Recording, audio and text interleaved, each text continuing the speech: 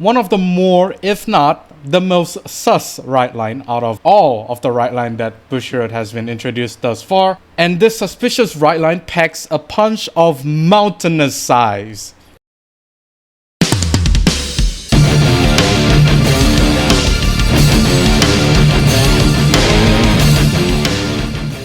This video is sponsored by Phoenix Cards. If you need supplies of singles or splits for Cardfight Vanguard, especially the ones in the video, do check out Phoenix Cards today, and as a bonus, use the promo code MetaNerd to get an amazing 5% discount. And with that being said, let's get on with the video.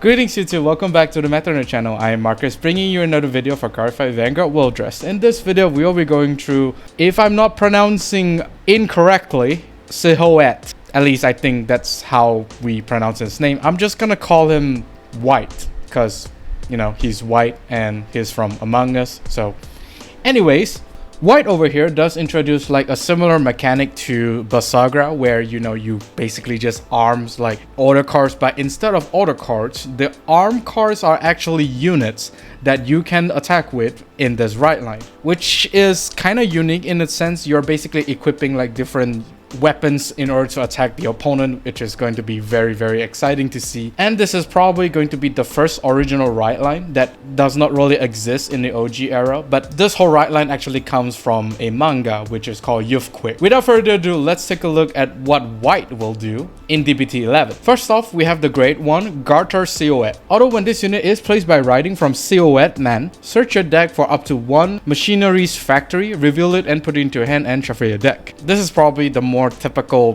Brandt set order searcher that almost all of the Rideline within Brandt do have this kind of skill. It basically allows you to search out one of your more important set orders. The first set order that you search from the Great One Rideline is always going to be important because it is basically your engine starter to basically all your combos in the mid to late game. The set order for this Brandt deck is actually very crucial in terms of getting your resources, be it a soul, be it a rearguard, be it something in the drop zone, because this Rideline do superior calls like the arms from the drop zone to the rearguard circle. So you do need quite a bit of top deck searching to get the consistency going and of course your engine going. So nothing really much to be said for this Great One. I mean, it's basically just a generic Great One on ride, do search some things. We're just gonna quickly go over what the set order is doing. Active order zone. Cost rest this card. Look at the top 7 cards of your deck. Choose up to one card with arms in its card name from among them and reveal it. Put it into your hand if your drop has a card with the same card name, and discard it if your drop does not have it. If you put a card into your hand, put this card into the soul, shuffle the deck. Second skill, active order zone. If you have a grade 3 or greater Vanguard with chenmwt in its card name, put this card into the soul. Choose up to 2 cards with arms in their different card names from drop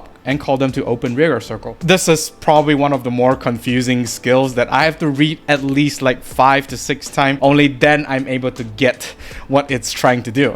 The first skill is basically you will need to rest this card and you check the top 7. You could just search the arms from the top 7, which is these 2 cards here, and reveal them. If you're able to get like one of these 2 cards from the top 7, you can do either 2 things. The first one is that if your drop zone has the same arms card from the one that you reveal, you are able to put that card into the hand. And if you do not have the same card from reveal from the top 7, you will need to discard it. This card is actually really important from the second skill. And of course, if you do put one of the arms to your hand, you're able to put this set order into the soul, which will definitely give you another soul to work with. The second skill basically allows you to superior call 2 arms from the drop of different name. It's basically just superior calling the right and the left from the drop zone to open rearguard circle, and then you still get a soul out of that. This set order is really nice in order to get your engine going. The superior call 2 arms from the drop is actually free, and not only that, you do get another soul, which is definitely going to be nice. Unlike the prison set order, this set order is actually doing a lot of work for the whole deck, and I think this is like a solid 4 piece. It's definitely going to be a stapler due to how much utility and how much value this unit gives to White here. So going to the arms, we have the right arm here. Arms R, which is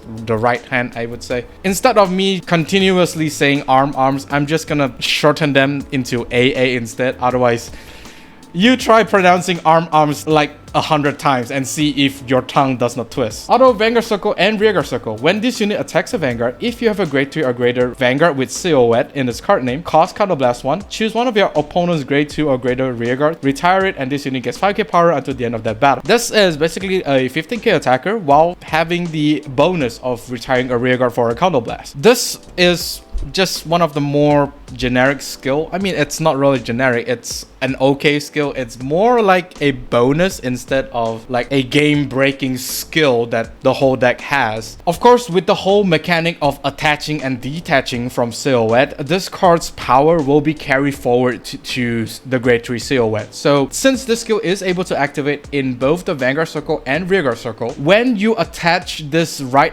arm to the Vanguard, you are able to pay that one Counterblast for an extra 5k and a retire. The skill is basically spammable, like maybe at least twice in one game if you have the Counterblast. Quite nice, but then again, it does cost Counterblast, which means that the whole interaction is basically you using 2 Counterblasts to get, since the power does not really stack, it's well, nothing really much you can do about it. So it's still a 5k power bonus. You are able to snipe 2 Rearguards for 2 Counterblasts. Not really the best cost efficient skill out there. It's not really that worth it, but still, it is something for the whole deck to work with. This is just one part of the 2 AA that we have currently for this deck. The other arm, which is the left arm, is Auto Vanguard Circle and Rearguard Circle. When this unit attacks a grade 3 or greater Vanguard, if you have a Vanguard with Silhouette in its card name, cost Counterblast 1 and draw a card. This is almost identical to the right arm, where both of them actually do need to check if you're attacking a grade 3 or greater opponent's Vanguard. So if you are going first, the right arm is going to be super good. If you're going second, this left arm is going to be really good, since it does draws you a card. Of course, if you're going second, then sure, the left arm and the right arm can activate their own skill, since you are grade 3 and the opponent is grade 3, which will definitely gives you a maximum activation of 2 Counterblast, retire 1 and draw 1, as well as get the 5k, which is definitely going to be great. I am definitely very hyped to see this deck in action. Next, of course, is the grade 2 Caezar Silhouette. Although when this unit is rolled upon by Gigant Arm Silhouette, choose up to 2 cards with arms within their different card names from your drop and call them to open Rearguard Circle. It's basically free calling both AA to the field when you ride into the grade 3, which means that it basically does not, which means that you're able to still use the set order for you to, you know, mill the deck for more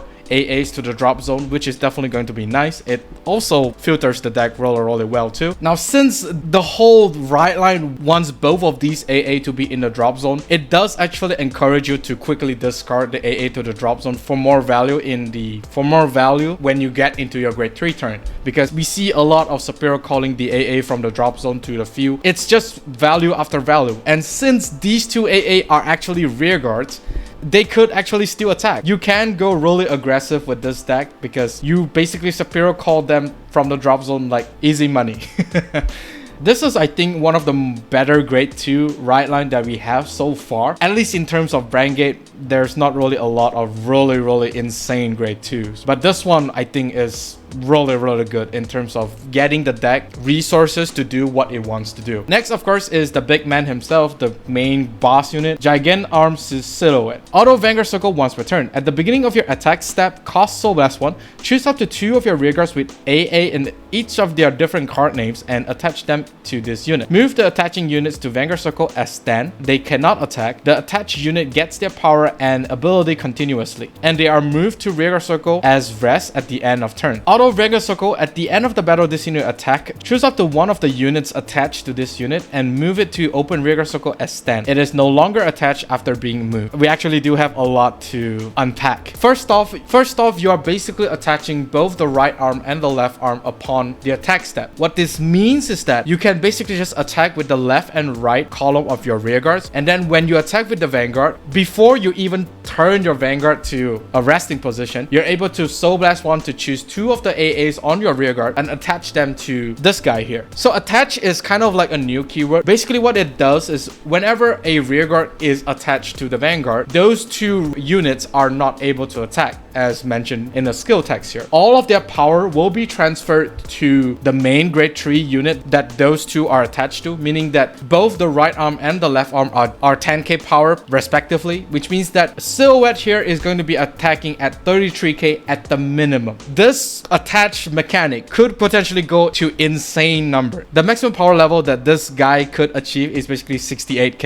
And not only that, you're able to retire and draw one. Need I say more? This is a really good mechanic in terms of generating power, as well as a lot of utilities being attached to this guy here. This whole deck is technically a 4 attack deck, if I am not mistaken, considering the fact that any trigger power up can be given to one of the AAs that is attached to Vanguard. Even if they are detached and superior call to the open Vanguard circle, they are still retaining their power, which is quite insane. Front trigger is basically giving all 3 units the 10k power. If you're attacking with 68k and your opponent for some reason decided to guard a 2-pass, one front trigger is enough to punch through that 2-pass. Critical trigger has more benefits here, but then again, you can't really give the critical to one of the AAs, because if you give the critical to one of the AAs, it means that Silhouette here is only attacking for 1 critical. So that's something to keep in mind, but it's actually insane that those 2 AAs do still retain the power. It's insane. Now, since both AAs as well as some of the grade 2s that we currently have in Brandt gates are grade 2, refurbishment dock is actually a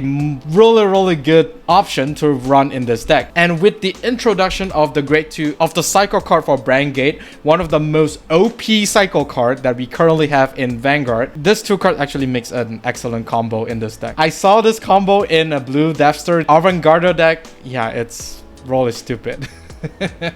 Next but not least, there is an extra grade 1 that is introduced alongside the whole Rideline. We have Bustling mechanic Rodney. Continuous Rhaegar Circle. If you have a Vanguard attached this turn, this unit gets 10k power. Second skill, auto back row Rhaegar Circle. At the end of the battle, your Vanguard with Silhouette in its card name attack a grade 3 or greater Vanguard. If your front row has no Rearguard, Soul Blast 1 and stand this unit. This is basically a 18k restanding booster, and this does synergy with the attach and detach mechanic of Silhouette. So whenever you attack with one of your AAs, you can just go ahead and boost with Rodney.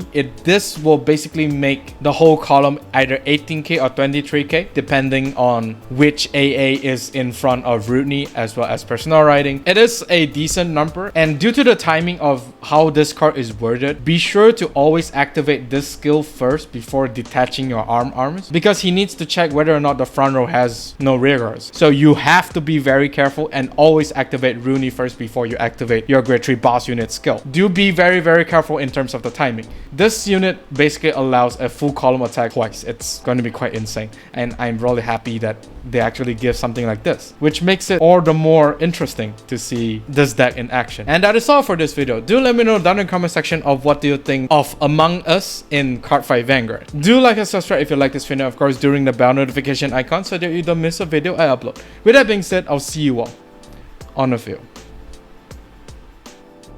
Even when you feel low, you can still go. Even when you feel slow, you can still go.